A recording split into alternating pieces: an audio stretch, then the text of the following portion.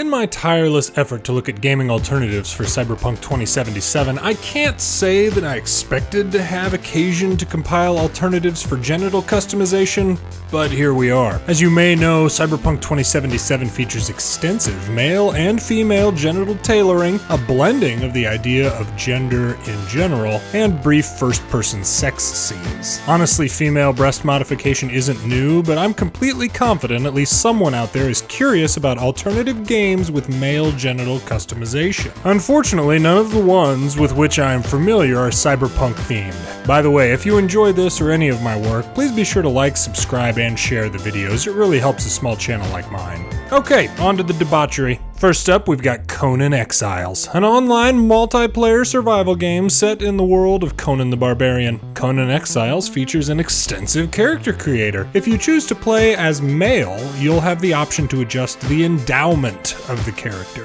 So you have the flexibility to be hung like Harvard, your local community college, and any school accepting donations in between. Regardless your educational preference, you'll still get a crash course in theoretical physics. I'm not sure what's going on with, well, a few things, to be honest. But specifically, the science and math behind modeling the testicles seems to have gone a bit bonkers.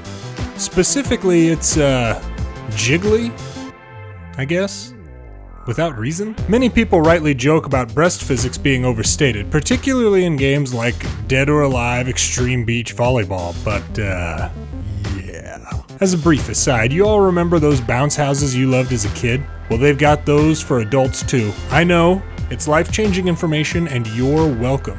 I'm sure you join me in secretly wanting to rent one of those for your birthday, but you're concerned you won't have enough friends show up because you've neglected friends and family for years trying to make enough money to regularly eat something other than ramen. It'll be the saddest day ever as you drunkenly bounce, alone, in the adult-sized inflatable castle you had to pay for. Shadows of your adult responsibilities vaguely clouding your otherwise fun time. The waiver you signed, currently sitting on your kitchen counter, comes to mind. Prior to any bouncing, before any fun could be had, you must consciously acknowledge that you may die in that inflatable castle. It may permanently, totally disable you. Your guests may die, but you won't sue the bounce house people. The bounce house people aren't the bad guys. Are you the bad guy? What happened to your dreams? You had so much fun in school, or you worked really hard in school thinking that you would do your time then so you could have fun for the rest of your life. Then you graduate and poof, it's all gone. It never mattered. You end up miserable, just like everyone else. Your pets will wonder if you're okay as you alternate between loud vulgarity and silent sobbing due to the corporate sellout, friendless adult you've become. You'll enjoy a nice night cry under the stars while the neighbors call the police because you're blasting music from your school years on repeat late into the night while you try to remember your hopes and dreams. Now imagine a tiny, never-ending two-person jumpy castle from which your junk cannot escape. That's what's happening to the male character models. Yeah, not good. While we're on the topic of male bits, what do you call this? Let me know in the comments. How about this? I worked in grocery stores for years and I'd like some clarity on the bag versus sack thing.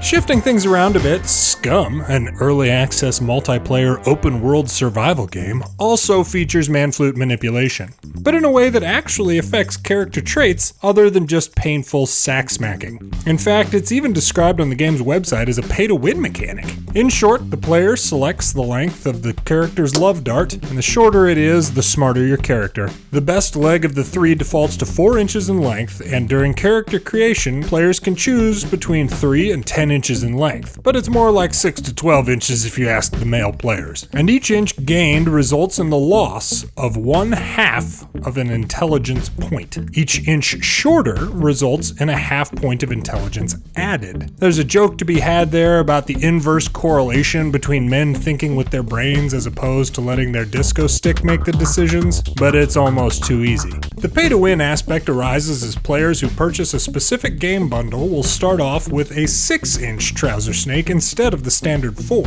So those players have access to 1 full additional intelligence point than players who do not purchase that bundle. In addition, those supporters also get something known as a willy warmer, basically a knit sock for your character's junk. Finally, finally, genital jousting. It's all in the name. From the description on Steam, genital jousting is an online and local multiplayer party game about flaccid penises and wiggly anuses for up to 8 players at once.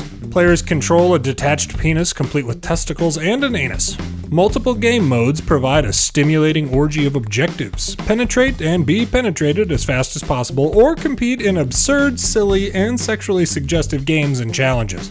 Basically, it's a collection of mini-games entirely focused on male genitalia and the things they can do. However, you also get to customize your character, which itself is a Johnson, so it qualifies as a Cyberpunk 2077 alternative for our purposes here. Well, that's all I've got to distract you from the terrible reality of life at the moment. Be sure to like, subscribe, and join me in a nice night cry this evening.